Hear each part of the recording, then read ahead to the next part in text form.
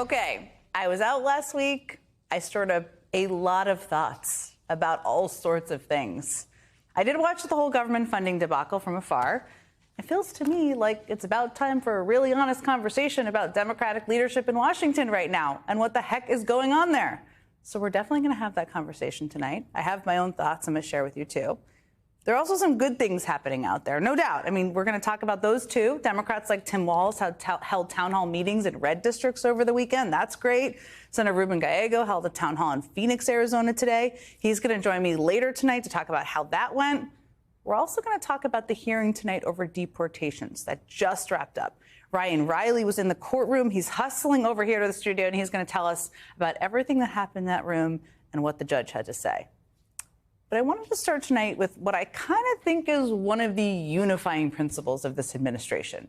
And that is basically their myopic view on owning the libs, as they call it. They love to own the libs. To the extent that they have one goal, owning the libs seems to be that goal. And by that, they mean doing anything they can to offend, humiliate, or destroy things that anyone left of Sean Hannity may possibly care about. I mean, Donald Trump visited the Kennedy Center for a board meeting today after seizing control of it and making himself the new chair. What a good use of time for a president.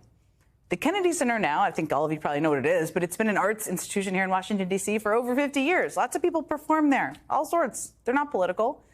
But to Trump, it was too woke and needed to be straightened out. So yes, to own the libs, Trump is basically destroying the Kennedy Center. People are refusing to perform there anymore. And he basically said so himself today.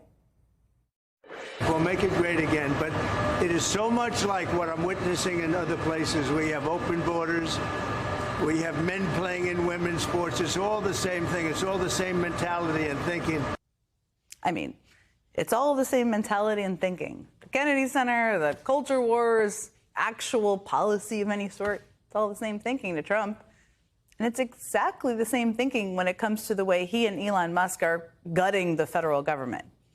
I mean, take NOAA, which is the agency responsible for things like forecasting our weather and tracking climate trends and responding to extreme weather events. Most people accurately see it as an apolitical tool for knowing what the weather is going to be outside, which, hey, we all rely on. A place where a bunch of science nerds prepare for natural disasters. That's what happens in that building. But Project 2025 labeled it as, quote, one of the main drivers of the climate change alarm industry. Think about how absurd that statement is. This is an agency made up of scientists who are literally measuring and predicting weather patterns, some of which are caused by, yes, the climate crisis, and they're destroying that agency. That's the goal. That's front and center for the Trump team. That's what they're trying to do. Now, over the past few weeks, the Trump administration has slashed hundreds of NOAA staff, including people responsible for producing critical weather forecasts and maintaining radar systems, and they're not done. The agency is tasked with cutting an additional 1,000 jobs, which means 10% of its workforce. See, to Donald Trump and his buddy Elon Musk, NOAA is just another woke agency that stirs up climate hysteria. And so it's one of the agencies that has found itself in their crosshairs. But here's the thing. When devastating tornadoes swept across the country this week, it actually wasn't coastal Democrats in their path at all. It was states like Mississippi and Arkansas and Alabama and Missouri. States that would definitely not self-identify as woke in any way. And states that would definitely benefit from a fully operational and fully staffed and fully funded NOAA. What about FEMA, which provides essential tools for cleaning up and rebuilding after devastating storms, like the ones we also saw last week and this week? Trump and Elon Musk claim the agency is a political tool wielded by Democrats during disasters. I don't even know what they mean by that exactly. So guess what they've done? They've cut jobs there, too. And Trump has even mused about shutting it down altogether. That's how they're owning the libs, I guess, right? I mean, that's their approach. But guess which states get the most recovery funding from FEMA and the Department of Housing and Urban Development? Well, states like Louisiana and Florida and Texas, not exactly target Democratic states, those ones typically. Notice the theme here? See, the things they've already done and things they're planning to do actually hurt red states more than blue states. They're trying to own the libs, but they're actually hurting Trump voters. The people they are hurting the most are in the very states that voted to put Trump in the White House. And we're seeing this everywhere all the time. It's happening every day. They're hurting red states by working to repeal the Inflation Reduction Act, even though 80% of the investments are in Republican districts. They'll continue to hurt people who voted for them if they go after Social Security, which 1 in 5 Americans across every single state rely on.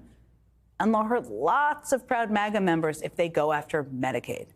In one Appalachian county in Kentucky, almost 90% of the residents in Harlan County, that's what I'm talking about, voted for Trump, and almost half of them receive Medicaid.